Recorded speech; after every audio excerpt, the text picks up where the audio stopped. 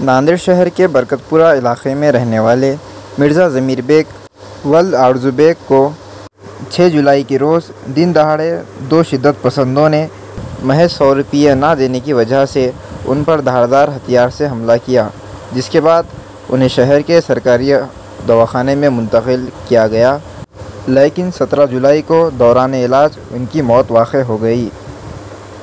ज़मीर bag cycle rickshaw चलाकर अपने घर का खर्च संभालते थे।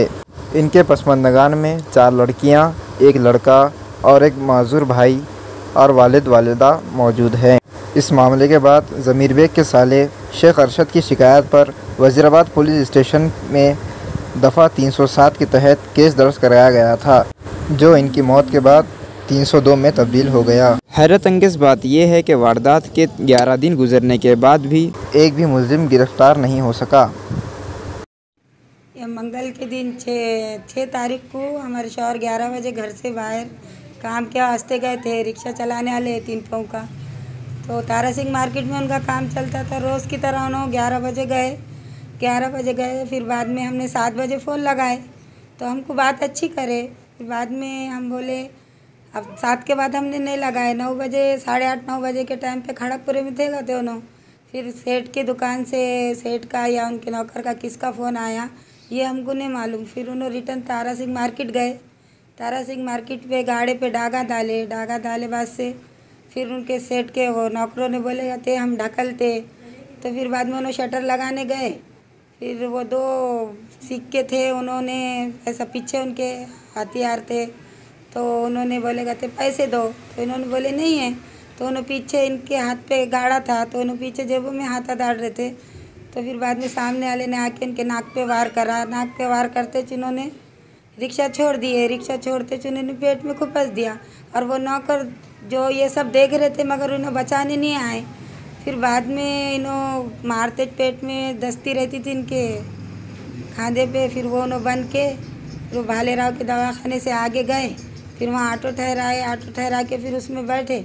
फिर जब वो नौकर 2 आए, फिर वो दोनों नौकर और वो ऑटो वाले ने ले जाके उनको सिविल में एडमिट करे। फिर बाद में हमको 10 साढ़े 10 बजे मालूम हुआ ऐसा हादसा हुआ बोल के इनके साथ। फिर हम सब गए वहाँ पे।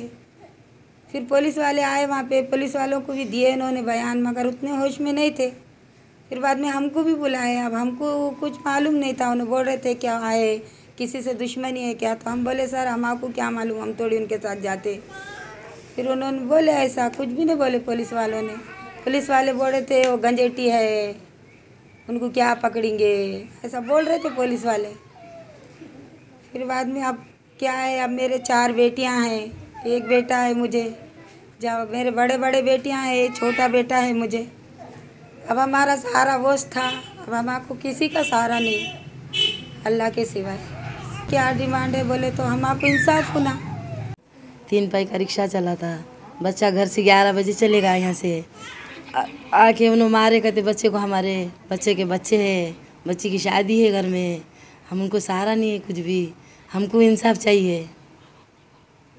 मेरे भाने का नाम ज़मीर बेग है, जो है सैलाब नगर में रहते हैं।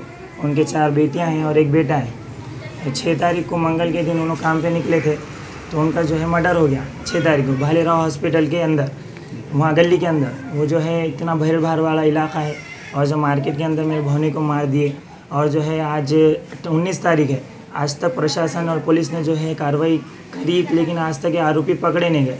तो आज नांदेड़ सिटी के अंदर किसी का भी मर्डर हो जा रहा, और जो है पुलिस वाले कुछ जो है कार्रवाई कर रहे नहीं। ऐसा 12 13 दिन हो जा रहे, और जो है पकड़े में नहीं जा रहे। ये उन CCTV कैमरे देख रहे बोल रहे, लेकिन उसके अंदर उनके चेहरे नहीं दिख रहे। तो इस तरह से आज का नागरिक कोई भी सेफ नहीं है ना। कि आजकल नागरिक जो है दिन दहाड़े किसी का भी रात में 9 साढ़े 9 बजे की वारदात है। ये इतना ऐसा मर्डर चलेंगे, ऐसे किसी को भी मार देंगे, तो फिर कोई भी इंसान किसी को भी मारता फिरेगा। और बेचारा किसी से किसी की दुश्मनी नहीं थी। रिक्शा चलाता था वो, ऑटो रिक्शा भी नहीं, 3 पहिए का रिक्शा चलाता था। अब इससे बड़ा गरीब आदमी और कौन होगा। रिक्शा चलाता था। मेरा भाने बोल रहा था जब उन्हें होश में आए थे, तो कि वो 2 लोग आए, बोले 100 रुपये मांग रहे। बोले तो 100 रुपये एक रिक्शा का चलाने वाले को 100 रुपये मांग रहे, और भत्ता नहीं देने की वजह से 100 रुपये नहीं देने की वजह से मार दे रहे। लेकिन प्रशासन अभी तक खामोश है, पुलिस वाले अभी तक खामोश है। और जो है हम बात कर रहे तो उन्होंने खाली हमको आश्वासन दिला रहे कि बस पकड़ेंगे पकड़ेंगे, लेकिन आज तक 13वां दिन होगा। हमारा बहनी 6 तारीख से लेके जो है 16 तारीख तक एडमिट था। 17 तारीख के दिन उनका इंतकाल हुआ। आज का दूसरा दिन है और जो हमने तदफीन वगैरह कर दिए, लेकिन आज भी पुलिस वालों को फ़ोन लगाया तो पुलिस वाले वही बोल रहे कि हम पकड़ेंगे, तुम भरोसा रखो, हम पकड़ेंगे, भरोसा रखो। हमारा प्रशासन से और पुलिस वालों से हमारी ये रिक्वेस्ट है कि हमारी बहन को, उनके 4 बच्चियों को और एक छोटा बच्चा तो बहुत छोटा है, देखो आप देख सकते हैं, तो ये इनको सबको इंसाफ दिलाओ ताकि आगे चल के ऐसी वारदात नांदेड़ के अंदर किसी के साथ ना हो। यही मेरी प्रशासन और पुलिस वालों से गुजारिश है। इसके बारे में एहतजाज करेंगे। हाँ, अगर जब पुलिस वालों ने और प्रशासन ने हमारा साथ नहीं दिया और आरोपी नहीं पकड़े गए तो हम इसके लिए एहतजाज करने के लिए तैयार है। मैं और मेरे जो है मेरे बहन और मेरे भांजियाँ जो है सब जिसके लिए एहतजाज करेंगे और प्रशासन से और पुलिस से इसके बारे में एहतजाज करके हम हमारा इंसाफ लेकर रहेंगे। देखो, अगर मेरे को यही लगता है कि भाई उनके जेब में 1400 रुपये निकले। जब वो गुंडे आए जो थे, वो गंजेटी वो जो भी थे, तो उन्होंने उनको 100 रुपये मांगे। अगर पैसे का मामला रहता था, मैटर रहता था, उनके जेब में वो 1400 रुपये छोड़ के क्यों जाते थे? भाई मेरे भावनी को दाढ़ी थी, टोपी थी, खमीस पजामा पहन के घूमता था वो। अगर वो जातिवाद का मसला है तो इसके ऊपर भी प्रशासन को गौर करना चाहिए।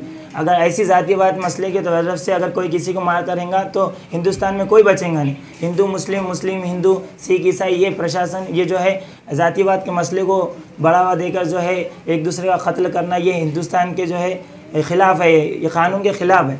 तो मैं इसकी बड़ी निंदा करता हूँ और मैं प्रशासन से ये गुजारिश करता हूँ कि भाई जल्द से जल्द उनको पकड़े और इसकी तह तक जाए कि मर्डर किस लिए किया था, क्या पैसों के लिए किया था, या साजिश थी, या सुपारी थी, क्या थी, और मेरे भावने की किससे क्या दुश्मनी थी, ये हमारे को इसका सवाल होना। और मेरी यही गुजारिश है कि भाई इनमें को इंसाफ होना और जल्द अज जल्द इंसाफ होना।